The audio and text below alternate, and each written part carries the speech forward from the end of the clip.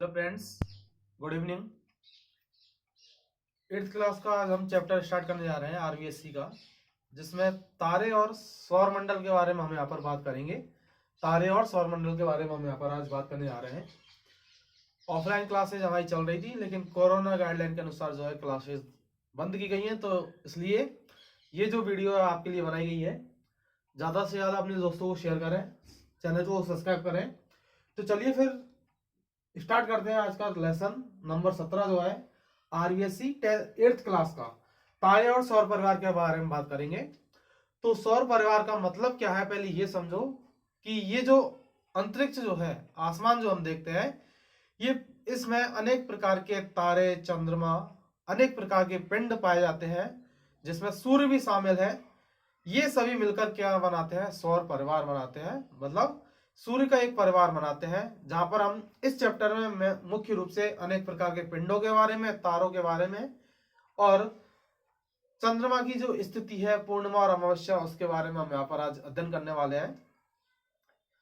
छोटे छोटे वीडियोस बनाकर आपके लिए डाले जाएंगे इसी चैप्टर से संबंधित। मैंने आपको यहाँ पर लिख दिया है ताकि आप प्रॉपर रूप से नोट्स बना सकें। बात करेंगे सबसे पहले कि सौर मंडल जो है वो किन से मिलकर बना है। तो आपको याद रखना है, इसमें तारे, सूर्य, चंद्रमा और अनेक प्रकार के पिंड जो इस आसमान में, इस अंतरिक्ष में पाए जाते हैं, वो सभी पिंड सौर परिवार का ही हिस्सा है। इन पिंडों को हम खगोलीय पिंड भी कहते हैं। क्या कहते हैं? खगोलीय पिंड भी कहते हैं। देखो क्या लिखा हुआ है, रात्रि के समय आकाश में तारे, चंद्रमा व अन्य पिंड दिखाई देते हैं, जिन्हें खगोलीय पिंड कहते हैं। सर्वाधिक प्रदीप्त, क्या सर्वाधिक प्रदीप्त पिंड कौन सा होता है? चंद्रमा होता है। प्रदीप्त का मतलब है सर्वाधिक जो रोशनी देता है। रात्रि के समय जब हम आसमान में देखते हैं तो चंद्रमा हमें सबसे ज्यादा चमकता हुआ दिखाई देता है। ये जो चंद्रमा होता है, सूर्य के प्रकाश को क्या करता है? ग्रहण करता है, अवशोषण करता है, और रात में इसी प्रकाश का क्या करता है? परावर्तन करता है। क्या करता है? परावर्तन करता है, जिससे बहुत ज्यादा उजाला हमको देखने को मिलता है। यदि कहा जाए तो प्रत्येक जो तारा है वो एक प्रकार का चंद्रमा ही है, लेकिन तारे हमसे बहुत ज्यादा ऊंचाई पर होते हैं, बहुत ज्यादा दूरी पर होते हैं, इसलिए उनसे आने वाला जो प्रकाश है वो भी हमें कम दिखाई देता है, और तारे हमें बहुत छोटे दिखाई देते हैं। तो बात आई समझ में? रात्रि के समय जो तारे दिखाई दे रहे हैं, चंद्रमा और अनेक प्रकार के पिंड हमें दिखाई देते हैं, इन सभी को हम क्या कहते हैं? खगोलीय पिंड कहते हैं। क्या कहते हैं? खगोलीय पिंड कहते हैं। अगली बात करते हैं खगोलिकी के बारे में। किसके बारे में? खगोलिकी के बारे में। ये क्या होती है?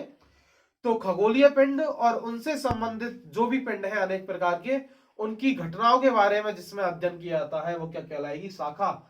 एक प्रकार से ब्रांच है खगोलिकी, जिसके अंदर खगोलीय पिंड और उनसे संबंधित जो परिघटनाएं या घटनाएं जो होती हैं खगोलीय पिंडों की, जिनके बारे में अध्ययन किया जाता है, वो ब्रांच क्या कहलाएगी? खगोल की। जैसे हम विज्ञान पढ़ते हैं, विज्ञान में जीव जंतुओं के बारे में पढ़ते हैं तो जीव विज्ञान, रासायनिक पदार्थों के बारे में पढ़ते हैं रासायनिक विज्ञान, और फिजिक्स भौतिकी है ना, भौतिक विज्ञान।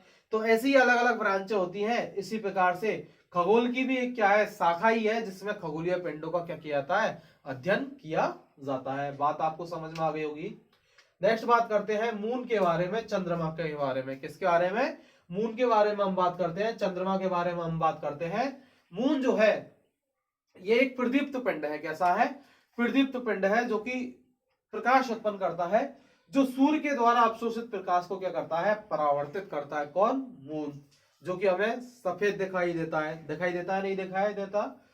बात करते हैं मून से ही संबंधित कुछ घटनाएं पाई जाती है, जिनमें हम पूर्णिमा और अमावस्या को मुख्य रूप से जानने का प्रयास करेंगे।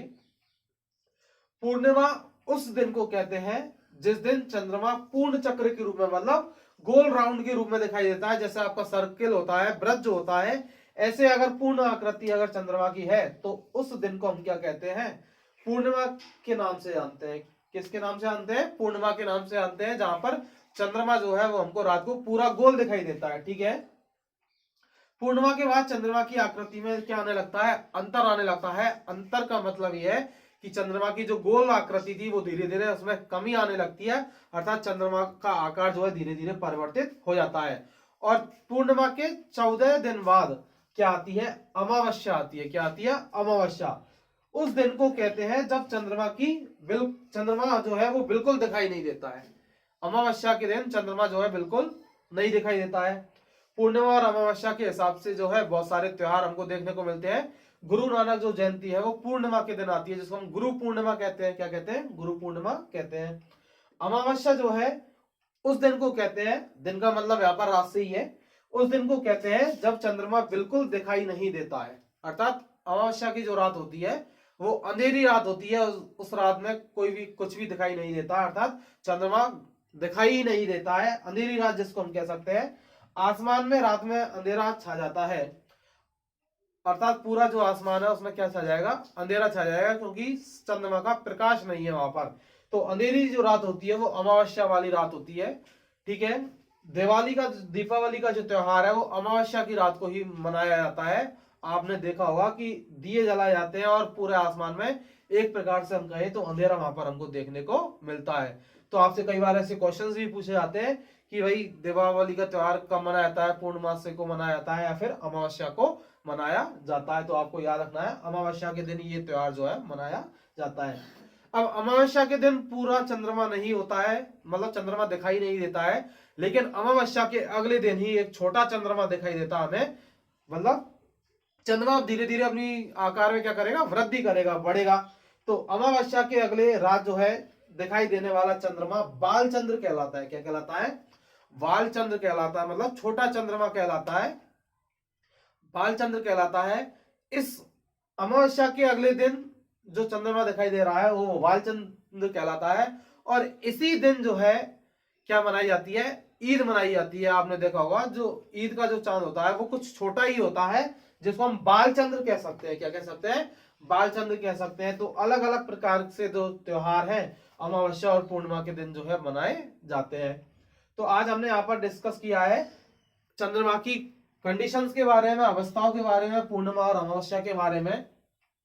एक चीज बता देता हूं आपको कि एक पूर्णमासी और अगली पूर्णमासी के जो दिन की अवधि होती है वो 29 दिन की होती है। कितने दिन की होती है?